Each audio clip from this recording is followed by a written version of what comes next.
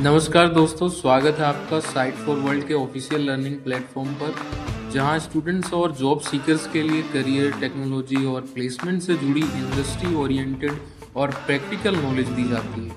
अगर आप अपनी स्किल्स को नेक्स्ट लेवल तक ले जाना चाहते हैं, तो आप बिल्कुल सही जगह पर आए हो। चलिए शुरू करते हैं आज का इम्पोर्टेंट सेशन।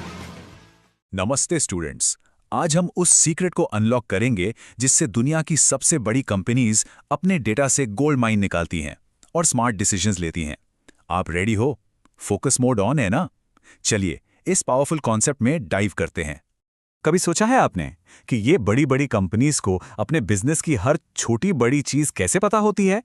कहाँ सेल्स बढ़ रही हैं, कौन सा कस्टमर क्या खरीद रहा है? ऐसा लगता है ना जैसे उनके पास कोई क्रिस्टल बॉल है। लेकिन ये कोई जादू नहीं है, बल्कि एक बेहतरीन टेक्नोलॉजी है। तो इसका राज एक टेक्नोलॉजी में छिपा है जिसे कहते हैं डेटा वेयरहाउस। हाँ, यही है वो सीक्रेट इंग्रेडिएंट। आज हम इस कॉन्सेप्ट को बिल्कुल आसान भाषा में समझेंगे। रेडी हो नेक्स्ट स्टेप के लिए?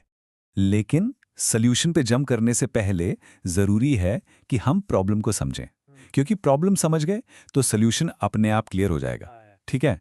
और आज के डिजिटल वर्ल्ड में सबसे बड़ी प्रॉब्लम है डेटा ओवरलोड। सोचो, एक कंपनी है, उसमें सेल्स टीम है, मार्केटिंग है, अकाउंट्स है ना?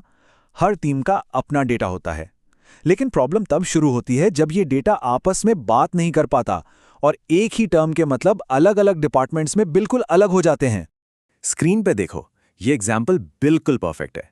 अकाउंटिंग डिपार्टमेंट के लिए 32B का मतलब है आउट ऑफ बैलेंस, लेकिन मैन्युफैक्चरिंग टीम के लिए वो एक जैकेट का साइज है। अब सोचो जरा, अगर ये डेटा मिक्स हो गया तो क्या होगा? बड़ा कंफ्यूजन, राइट? इसी को कहते हैं डेटा साइलोस की असली प्रॉब्लम। तो इस डेटा की खिचड़ी का, इस कंफ्यूजन का सॉल्यूशन क्या है? सॉल्यूशन है एक सेंट्रल यूनिफाइड सिस्टम, एक ऐसी जगह जहां सब डेटा आकर मिल जाए। और वही है हमारा हीरो आज का, द डेटा वेयरहाउस। तो ये डेटा वेयरहाउस है क्या चीज? बहुत सिंपल लैंग्वेज में समझो, ये एक बड़े से सेंट्रल लाइब्रेरी जैसा है, जो अलग अलग डिपार्टमेंट से, मतलब अलग अलग सोर्सेस से सारी किताबें यानी डेटा कलेक्ट करता है, उसको अच्छे से अरेंज करता है और एक जगह रख देता है। इसका मेन गोल क्या है? एक सिंगल सोर्स ऑफ ट्रूथ बनाना। समझ आया? ताकि रिपोर्टिंग और एनालिसिस में कोई गड़बड़ ना हो। अब किसी भी सिस्टम को डेटा वेयरहाउस कहने से पहले उसमें ये 4 क्वालिटीज होनी जरूरी हैं। ध्यान से सुनना, ये इंपॉर्टेंट है। पहला, सब्जेक्ट ओरिएंटेड, मतलब ये सेल्स या कस्टमर्स जैसे टॉपिक्स पे फोकस्ड होता है। दूसरा, इंटीग्रेटेड, सारे अलग अलग सोर्सेस से डेटा को जोड़ देता है। तीसरा, नॉन वॉलेटाइल, मतलब एक बार डेटा आ गया तो डिलीट नहीं होता, हिस्ट्री मेंटेन रहती है। और चौथा, टाइम वेरिएंट, मतलब ये डेटा को टाइम के साथ ट्रैक करता है, जैसे पिछले 5 साल का डेटा। क्लियर है?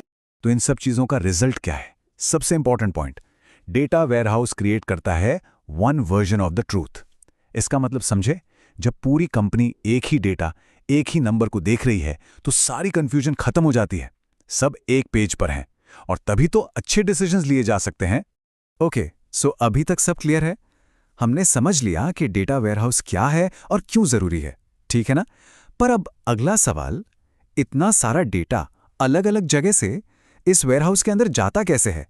इसके लिए एक बहुत इंपॉर्टेंट प्रोसेस है जिसे कहते हैं ETL। ETL, इसके 3 सिंपल स्टेप्स हैं।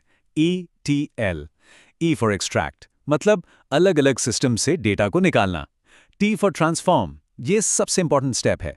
यहां उस डेटा को साफ किया जाता है, स्टैंडर्डाइज किया जाता है। वो 32B वाला कंफ्यूजन याद है?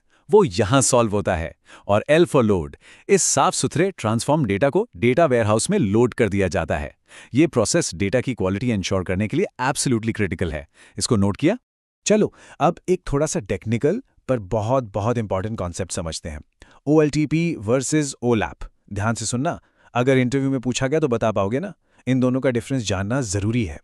स्क्रीन पे देखो, एक लाइन में इसका डिफरेंस समझो। OLTP बिजनेस को चलाने के लिए है और OLAP बिजनेस को एनालाइज करने के लिए है। Simple, right? एक है डे टू डे ऑपरेशंस के लिए, जैसे ATM से पैसे निकालना। दूसरा है एनालिसिस के लिए, जैसे पिछले 5 साल के सेल्स ट्रेंड्स को देखना। एक रनिंग द बिजनेस, दूसरा एनालाइजिंग द बिजनेस। इस स्टेप का पर्पस समझ आया? इस टेबल को ध्यान से देखो। OLTP सिस्टम जो ATM जैसा है, उसको मिली सेकेंड्स में जवाब देना पड़ता है। आप ATM पे मिनट भर वेट नहीं करोगे, राइट? क्योंकि ये रियल टाइम ट्रांजैक्शंस हैं। वहीं OLAP सिस्टम जहां हम एनालिसिस कर रहे हैं वो सेकंड से घंटे भी ले सकता है। क्यों? क्योंकि वो बहुत सारे हिस्टोरिकल डेटा पर कॉम्प्लेक्स क्वेरी चला रहा है। इसीलिए इन दोनों सिस्टम्स को अलग रखा जाता है ताकि एनालिसिस की हेवी क्वेरीज से हमारे डेली ट्रांजैक्शन स्लो ना हो जाएं। ये पॉइंट क्लियर हुआ? तो इतनी सारी मेहनत, ETL, OLAP, ये सब हम कर ही क्यों रहे हैं? What's the pay of? इसका फाइनल गोल, इसका असली फायदा है बिजनेस इंटेलिजेंस, यानी डेटा से वो इनसाइट्स निकालना जिससे बिजनेस रॉकेट बन जाए। एक अच्छा डेटा वेयरहाउस कंपनी के सबसे बड़े, सबसे इंपॉर्टेंट सवालों का जवाब देता है। सवाल जैसे कि पिछले क्वार्टर में प्रॉफिट कितना था, क्या हमारी सेल्स बढ़ रही है या घट रही है, हमने मार्केटिंग पे जो पैसा लगाया उसका रिटर्न मिला या नहीं, किस सिटी में कौन सा प्रोडक्ट सबसे ज्यादा पॉपुलर है। ये वो सवाल हैं जिनके जवाब एक कंपनी का फ्यूचर बदल सकते हैं। सही बात है ना? और देखो, ये इनसाइट्स आखिर दिखती कैसी हैं। इस सिंपल से बार चार्ट को देखो, एकदम क्लियर। एक नजर में आपको दिख रहा है कि सेल्स हर क्वार्टर बढ़ रही है, Q1 से Q2, Q2 से Q3। यही पावर है डेटा विजुअलाइजेशन की। जब आपके पास साफ एक जगह से डेटा आता है तो ऐसे ट्रेंड्स को पकड़ना बिल्कुल बच्चों का खेल हो जाता है। तो आज हमने डेटा वेयरहाउस की पूरी जर्नी देखी, प्रॉब्लम से लेकर सोल्यूशन तक। एक चीज तो बिल्कुल साफ है, डेटा का फ्यूचर ऑर्गेनाइज्ड और इंटीग्रेटेड है। पर कहानी यहां खत्म नहीं होती। तो अब आगे क्या? चलिए इस सेशन को एक सवाल के साथ एंड करते हैं, और ये सवाल आपके लिए है। सोचो, अगर आपके बिजनेस, आपके कॉलेज प्रोजेक्ट या किसी भी काम के पास डेटा का एक सिंगल सोर्स ऑफ ट्रूथ होता, मतलब बिल्कुल साफ, रिलायबल डेटा एक जगह पर, तो आप उससे सबसे पहला और सबसे इंपॉर्टेंट सवाल क्या पूछते? इसके बारे में जरूर सोचना। रिजल्ट चाहिए या टाइम पास? हमारे चैनल को सब्सक्राइब कीजिए और वीडियो को अपने दोस्तों के साथ शेयर जरूर कीजिए। कमेंट सेक्शन में अपना डाउट या नेक्स्ट टॉपिक लिखना मत भूलिएगा।